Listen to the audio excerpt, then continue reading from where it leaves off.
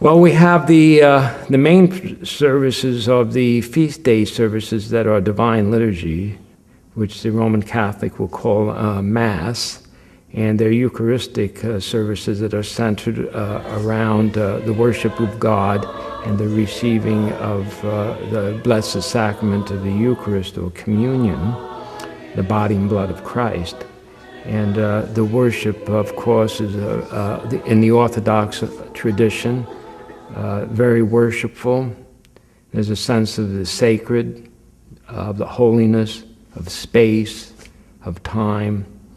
And it's akin to entering perhaps the ancient Temple of Jerusalem in its atmosphere and ethos.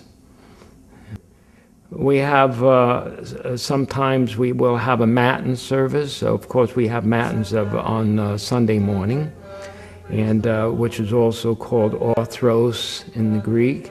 And that's a service that's preliminary to the Divine Liturgy, somewhat seen as being like a warm-up service in preparation for the Divine Liturgy.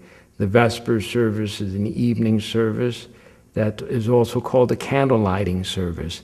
And it's a very ancient service that commemorates the beginning of the new day. As the sun sets, we light the candelabrum on the altar, and that symbolizes the dawning of a new day liturgically, and is called the candle lighting service, the Vespers service. And then there are also, at various times, we have the hours, which would be a brief service that would be done at certain times of the day, 6 o'clock in the morning, 9 o'clock in the morning, at noon, and at 3 o'clock in the afternoon. So if we desire to, we could have services every day for much of the day.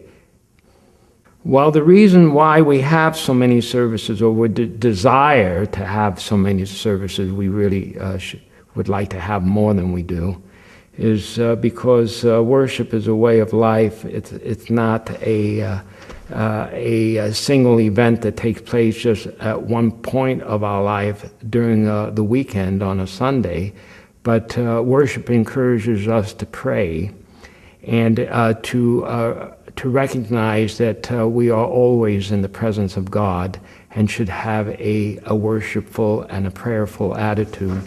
So somehow in coming to the sacred space, the sacred time, here at the church temple, we are able, by virtue of praying together collectively, be inspired so that we can take that experience into our life throughout the week, throughout the day, our work day, school day, and have it be incorporated into us to develop a sense of being in the presence of God, of what is sacred and holy throughout our lives.